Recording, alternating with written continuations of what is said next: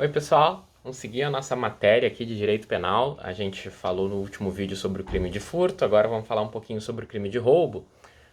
Primeiro uns aspectos gerais e depois vamos dar uma enfatizada em algumas mudanças que houve, principalmente na parte das qualificadoras envolvendo o uso de arma. Essas mudanças agora em 2018 e 2019. Então, para quem está estudando aí para a prova da OAB ou concurso, tem boas chances de cair alguma dessas modificações. Mas antes disso, a parte geral sobre o crime de roubo. Enfim, a gente falou sobre o crime de furto no vídeo anterior. O artigo 155 era o crime de furto, o artigo 157 do Código Penal é o crime de roubo. E mesmo quem não é do direito, muitas vezes sabe a diferença entre furto e roubo, mas se não sabe, não tem problema. Basta ler o caput do artigo e a diferença fica clara. O crime de roubo, diz ali, artigo 157, é subtrair coisa alheia móvel para si ou para outra mediante grave violência ou ameaça à pessoa, mediante ameaça ou grave violência à pessoa, ou depois de havê-la por qualquer meio reduzida à impossibilidade de resistência. Então, quando a gente estudou o furto, a gente viu que se tratava de subtrair para si ou para outra em coisa alheia móvel. Então, a modificação, a diferença que há entre furto e roubo é o uso da violência, grave ameaça ou redução da impossibilidade de resistência. Então, o roubo é a subtração de algo, de outra pessoa, tudo aquilo que a gente falou em relação ao dolo de assenhoramento do bem, etc., se mantém, tá?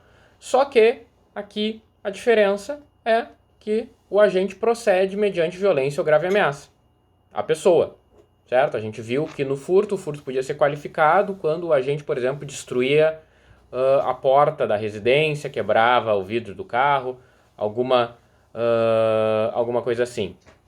Eram possibilidades de furto qualificado, porque não havia violência contra a pessoa. Poderia haver dano à propriedade para que fosse furtado o bem que estava dentro dela, mas não violência contra a pessoa. Violência, então, ou grave ameaça é o que diferencia o roubo do furto e faz com que a pena, que era do furto simples de 1 a 4 anos, lembram, passe a ser de 4 a 10 anos. A pena é bem maior em função da violência ou da grave ameaça no crime de roubo. E, como eu falei, algumas coisas se mantêm, mas algumas coisas se modificam. Por exemplo, a gente falou sobre o furto de uso. Lembra? A pessoa furta um bem para usar e depois devolver e não era considerado crime de furto porque não havia o interesse de se assenhorar do bem. Entretanto, o crime de roubo ele protege dois bens jurídicos, que é o patrimônio, mas também a vida, a integridade física das pessoas. Então, por exemplo, um roubo de uso, agredir alguém, agir com violência ou grave ameaça para usar o bem e depois restituí-lo, continuará sendo crime de roubo. Tá? Não vai ser excluído o crime de roubo se ele for considerado roubo de uso. O roubo de uso não exclui o crime da mesma forma que o furto excluía. O furto, sim, o furto de uso não era crime. O roubo de uso é crime de roubo, mesmo que a pessoa não tenha interesse em ficar com o bem, porque ela agiu com violência e já feriu pelo menos um dos bens jurídicos aqui protegidos. Entretanto, a questão do estado de necessidade ainda se admite, certo? Até mesmo o homicídio deixa de ser crime quando ele é cometido mediante estado de necessidade. Uma pessoa pode matar a outra se for a única forma que ela tiver de proteger um direito seu. Então o roubo num estado de necessidade ainda se admite. Claro, não é algo totalmente pacífico na doutrina e na jurisprudência, mas posicionamento majoritário é no sentido que se admite. Óbvio, tem que estar provado que aquela era a única medida possível que a pessoa estava dispondo para sobreviver. Por exemplo, ela precisou ameaçar alguém para conseguir um alimento. Então ela ameaça alguém para conseguir um alimento num caso de um estado de necessidade. Se ela não ameaçasse, ela não conseguiria um alimento e poderia morrer, certo? Então, isso tem que estar provado. Se estiver provado, se admite aqui ainda o estado de necessidade, não o roubo de uso, certo? Que mais, no aspecto geral? O parágrafo 1º do artigo 157 diz que na mesma pena incorre quem, logo depois de subtraída a coisa, emprega violência contra a pessoa ou grave ameaça, a fim de assegurar a impunidade do crime ou a detenção da coisa para si ou para terceiro. Isso é chamado de roubo impróprio, pela doutrina, a lei não usa esse termo, roubo impróprio, mas a doutrina usa, e a única diferença é que o legislador entendeu que deveria deixar claro que a violência pode ser antes ou depois da subtração. Imaginem que a pessoa entra no estabelecimento ou na casa de alguém tentando cometer um furto. Ela entra escondida, ela pula o muro, aquelas hipóteses que a gente viu quando a gente estudou o crime de furto, certo? Só que aí ela encontra o bem que ela quer roubar, ela encontra um dinheiro, a joia, alguma coisa assim. E na hora que ela vai sair do local, ela vai sair da propriedade, ela é vista pelo proprietário e aí sim ela agride ou ameaça ou dá um tiro, certo? Isso também é considerado roubo. A lei só quis deixar claro que tanto faz a violência ser antes, a pessoa chega ameaçando, ó, vou te dar um tiro se tu não passar o celular, ou a pessoa pega o celular, tenta sair de fininho, como se fosse cometer um furto, mas é descoberta e aí ela passa a cometer a ameaça, também é roubo, tá? É só isso que o parágrafo 1º quer dizer. Não importa o momento da violência. A violência pode ser antes ou pode ser depois da subtração, continua sendo roubo. Bem simples o parágrafo 1º. O parágrafo 2º, se vocês pegarem a lei, aí que vocês vão encontrar as modificações que eu estava falando. Porque agora, inclusive, tem parágrafo 2º, parágrafo 2º-A e parágrafo 2º-B. Tá? Esses são parágrafos que podem, com certeza, cair em provas de concurso da OAB agora nos próximos anos, porque os crimes contra o patrimônio são crimes muito solicitados nas provas e é uma modificação recente e importante. Como que era antes? Antes, o crime era qualificado quando era praticado com emprego de arma. Era o que dizia o inciso 1º, que agora está revogado. Não tem mais inciso 1º. Se vocês olharem na internet, por exemplo, vocês vão ver inciso 1º revogado. Quem tem o código, que está usando o código aí enquanto vê o vídeo, risca o inciso 1º, porque não tem mais. Está revogado. Dizia emprego de arma e isso foi revogado em 2018. Tá? Então, quem está fazendo com o código aí, que tem um código antigo, risca o inciso 1º do parágrafo 2º do artigo 157, emprego de arma. E aí havia toda uma discussão. Tinha diversas decisões sobre arma. É arma de fogo ou é arma branca? Por exemplo, é apenas um revólver ou uma espada, ou uma faca, ou um machado? Depois de um tempo, a jurisprudência meio que consolidou que era qualquer arma. Mas aí teve outra discussão. Era arma verdadeira ou arma de brinquedo? Antigamente, a arma de brinquedo também era considerada arma. Depois deixou de ser considerada arma. A arma de brinquedo não era mais arma para efeitos de qualificadora. Era roubo simples se fosse feito com arma de brinquedo. Simulacro de arma. Algo que parece uma arma de verdade, mas não é uma arma de verdade. Deixou de ser considerado arma. Tá? Toda essa discussão era sobre o inciso 1º, agora revogado. E aí, o legislador veio e criou o inciso 7º, tá? Artigo 2º, inciso 7º, artigo 2º não, artigo 157, parágrafo 2º, inciso 7º, parágrafo 2º-A e parágrafo 2º-B. Ele criou 3 hipóteses que se relacionam ao emprego de arma. Se for arma branca, ou seja, uma faca, um canivete, um machado, um pedaço de pau, um cano, tá? Qualquer arma branca é violência ou grave ameaça exercida com emprego de arma branca, inciso 7º do parágrafo 2º. O aumento da pena é de 1/3. Tá? Então, se a gente for fazer um comparativo, o menor aumento é se usar uma faca, uma espada, um machado, um cano, um pedaço de pau com prego, enfim, qualquer ameaça ou violência praticada com uma arma branca é aumento de 1/3. Se for arma de fogo, o aumento é de 2/3. E aí vocês encontram o inciso 1º do parágrafo 2º-A. E se essa arma de fogo for de uso restrito ou proibido, a pena é em dobro. Isso diz no parágrafo 2º-B. Se a violência ou grave ameaça é exercida com emprego de arma de fogo de uso restrito ou proibido, aplica-se em dobro a pena prevista no caput. Então tem a pena de 4 a 10 anos. Se o crime é cometido com a faca, ele chega e ameaça com uma faca. Olha, eu vou te esfaquear se tu não passar meu celular. Se tu não passar teu celular. Pena aumenta de 1/3. Se ele chega com uma arma e aponta a arma de verdade e diz, me passa teu celular e tua carteira, senão eu vou te dar um tiro, o aumento é de 2/3. Agora, se ele chega com uma metralhadora e aponta a metralhadora e diz para passar o celular ou a carteira, a pena é em dobro, porque se trata de uma arma de uso restrito ou proibido. tá? Eu não quero, obviamente, aqui para nossa disciplina de direito penal que vocês saibam quais são as armas de uso restrito ou proibido, até mesmo porque isso é estabelecido por decreto. Se vocês colocarem aí no Google, vocês vão encontrar, eu posso até colocar a matéria atualmente, como está sendo regulamentada. Tem um decreto, inclusive foi modificado no atual governo, que alterou a questão do calibre, tá? Tem um decreto que havia um decreto que estabelecia determinado calibre como uso permitido, claro, desde que seja de acordo com toda a legislação do Estatuto de Desarmamento, certo? Tem todo um regramento específico para a pessoa que quer ter uma arma em casa, que tem que cumprir. E havia, mesmo assim, armas que a pessoa não podia ter em casa. A pessoa não podia ter uma metralhadora, um rifle, enfim, uma arma muito potente. A pessoa não podia ter em hipótese alguma, certo? Houve um decreto, então, que alterou algumas dessas armas. Algumas armas mais potentes, de calibre maior, passaram a ser permitidas desde que cumpridos esses requisitos, certo?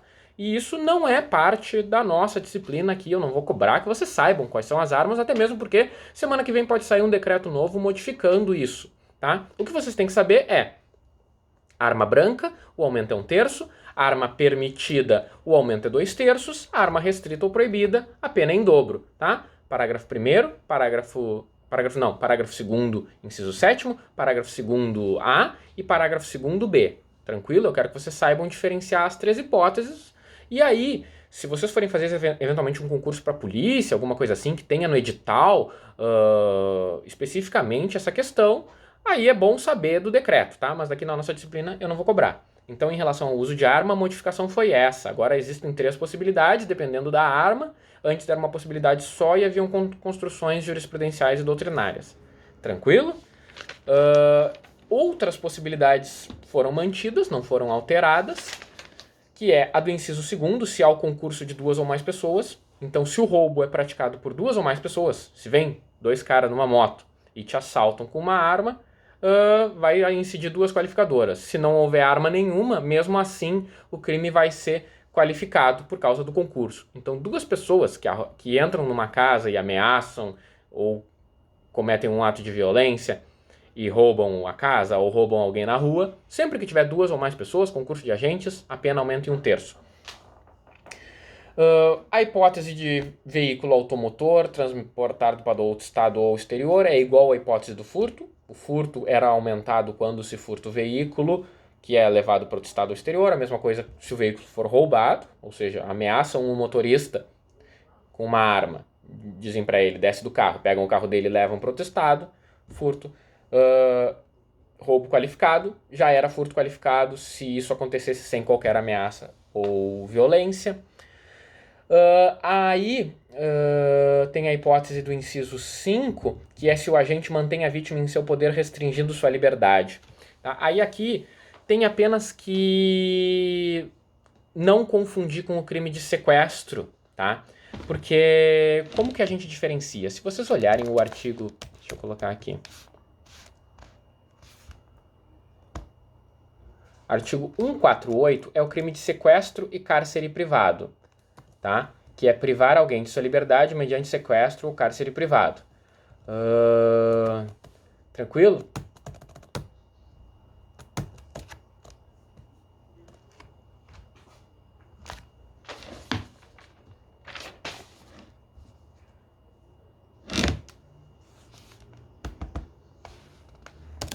Espera aí que eu tô procurando aqui. Achei. O 159 também é o crime de extorsão mediante sequestro, que é sequestrar a pessoa com o fim de obter para si ou para outra em qualquer vantagem como condição ou preço do resgate. Artigo 159. Tá? E eu falei ali que tem o 157, parágrafo 1º, inciso 5, que é o roubo com restrição da liberdade, se o agente mantém a vítima em seu poder restringindo sua liberdade. Tá? Então, artigo 148, sequestro, artigo 157, parágrafo 1º, parágrafo 2º, inciso 5, restrição da liberdade, roubo mediante restrição da liberdade, e artigo 159, extorsão mediante sequestro.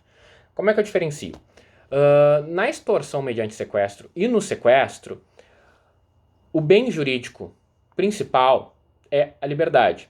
A vítima é sequestrada, ou seja, ela é capturada pelo criminoso e, no caso do sequestro, não há a exigência de um valor de resgate e, no caso da extorsão mediante sequestro, é pedido um resgate, certo? É o caso de alguém faz um sequestro relâmpago, pega uma pessoa, joga no porta-malas, leva para uma casa e liga para a família dizendo que só vai liberar a pessoa se for depositado determinado valor na conta, né? Isso é o crime de extorsão mediante sequestro. A pessoa é capturada e é exigido o preço ou resgate, tá? É a hipótese do 159. O roubo mediante restrição da liberdade é quando a pessoa que está cometendo o crime, para tomar os bens, restringe a liberdade da vítima. Por exemplo, entram na casa e trancam o dono da casa no banheiro. Tá? Deixam ele trancado lá, enquanto isso limpam a casa e vão embora. Qual é a diferença fundamental?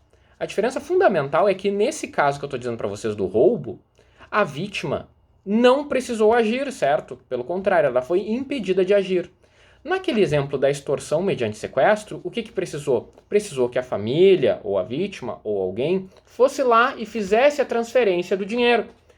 Os criminosos não têm como conseguir o dinheiro na extorsão mediante sequestro se a família da vítima não praticar o ato de transferir o dinheiro, certo? Aqui no caso do roubo, eles não dependem da vítima. A vítima vai ficar trancada no banheiro, enquanto isso eles sozinhos limpam a casa. Essa é a diferença essencial entre o roubo e a extorsão. Inclusive, se vocês pegarem o crime de extorsão, no artigo 158, que é constranger alguém mediante violência ou grave ameaça e com o intuito de obter para si ou para outrem vantagem indevida econômica a fazer ou tolerar que se faça ou deixar de fazer alguma coisa, é porque na extorsão é essencial que a vítima pratique algum ato. Por exemplo, eu dei o exemplo do roubo da pessoa que mira uma arma e diz para entregar o celular. Se a pessoa pegar o celular da vítima, se a pessoa der um tiro na vítima, ela consegue pegar o celular. Então, crime de roubo. Agora, se o criminoso aponta a arma e diz: vamos ali sacar o dinheiro da tua conta, vamos ali no caixa eletrônico e tu vai sacar para mim o dinheiro, o crime é extorsão. Porque foi essencial que a vítima fosse até o caixa eletrônico, digitasse a conta, a senha, botasse a impressão digital. O ladrão jamais conseguiria tirar o dinheiro da conta se a vítima não participasse. Enquanto na hora de tirar o celular, ela consegue usar a força dela e tirar o celular, seja dando um tiro, seja empurrando, seja esfaqueando, enfim, ela consegue ela mesma pegar o celular. Na extorsão, o criminoso não consegue obter o bem sem que a vítima cometa algum ato. Mesma coisa naquele nosso exemplo ali do inciso 5 do parágrafo 2º. Restrição da liberdade significa que o ladrão consegue roubar a vítima sem que ela faça qualquer coisa. Apenas restringe a liberdade para facilitar o roubo. Enquanto na extorsão mediante sequestro, é fundamental restringir a liberdade da vítima para que seja pago o preço do resgate. Certo? Então a gente diferencia aqui essas duas hipóteses. Por fim, também foi adicionado em 2018 o inciso 6º do artigo 2º, que é bem mais fácil, que é quando se subtraem explosivos ou acessórios que permitem a fabricação de explosivos, se for subtração de pólvora ou algo assim, e o inciso 2º do parágrafo 2º-A, que diz quando há destruição ou rompimento de obstáculo mediante o emprego de explosivo. Tá? A gente viu que havia lá no furto a mesma coisa, o furto de... Cadê? Deixa eu voltar aqui. Furto qualificado, parágrafo 7º, se for furto de substâncias explosivas.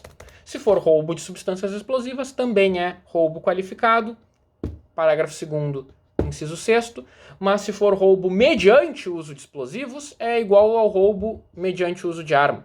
Né? Se for colocado dinamite para explodir uma parede, para ter acesso à propriedade, isso vai ser, então, roubo qualificado, a pena aumenta de 2/3, certo? E por fim, as hipóteses do parágrafo 3º, que são as hipóteses consideradas pré-terdolosas, que é quando a pessoa age com dolo de roubo, ela quer cometer o crime de roubo, ou seja, ela deseja um bem patrimonial e ela dolosamente aceita usar da violência ou da grave ameaça para alcançar aquele bem. Só que ela atinge um resultado mais grave do que o desejado.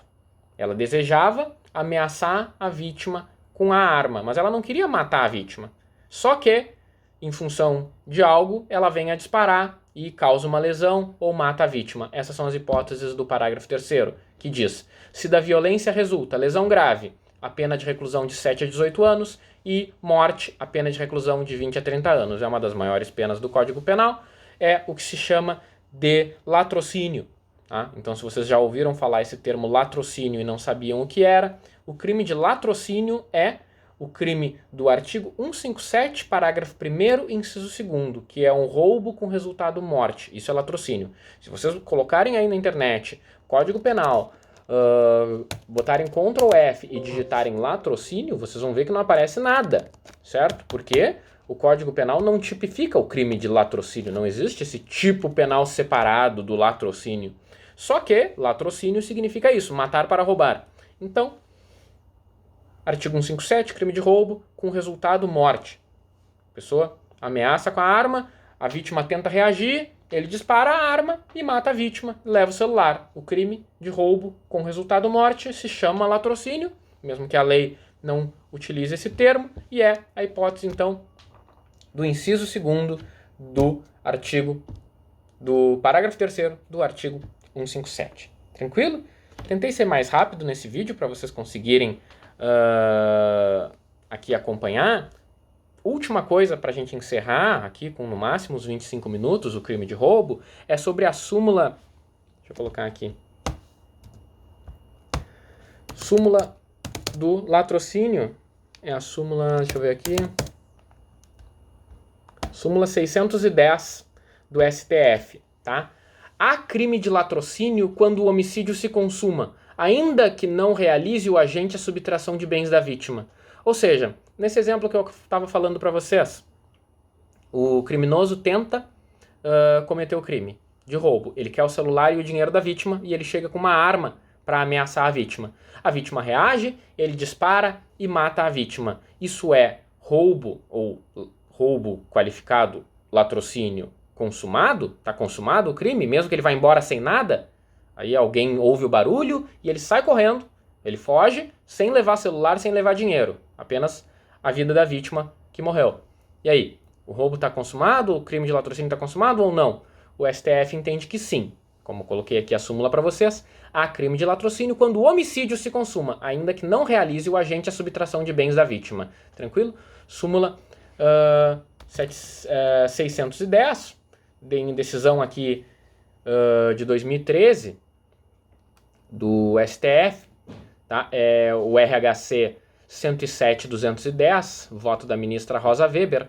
Quanto à configuração típica, observe inicialmente que, superado o questionamento probatório, não há divergência no que se refere ao cerne dos fatos. Em um assalto contra 2 motoristas de caminhão, um foi alvejado e faleceu, o outro sofreu ferimentos, mas sobreviveu. O requerente, diante da tentativa de fuga dos motoristas, efetuou disparos de arma de fogo em sua direção, vindo a atingi-los. Não foi esclarecido na denúncia ou na sentença e acordam se o recorrente logrou obter a subtração patrimonial. Entretanto, a questão perde relevância diante da morte de uma das vítimas, incidindo na espécie a súmula 610 da Suprema Corte. Há crime de latrocínio quando o homicídio se consuma, ainda que não realize o agente a subtração de bens da vítima. Certo? Um exemplo aqui, uma decisão RHC 107.210, que trata de um roubo ao caminhão. Foram disparados tiros contra os motoristas, havia 2, um faleceu, o outro não. Não interessou saber se conseguiram ou não algum bem, se conseguiram roubar o caminhão ou alguma coisa, não interessa. O crime de latrocínio está consumado, súmula 610. Tranquilo? Ficamos por aqui e depois eu trago mais vídeos para vocês. Até mais, pessoal!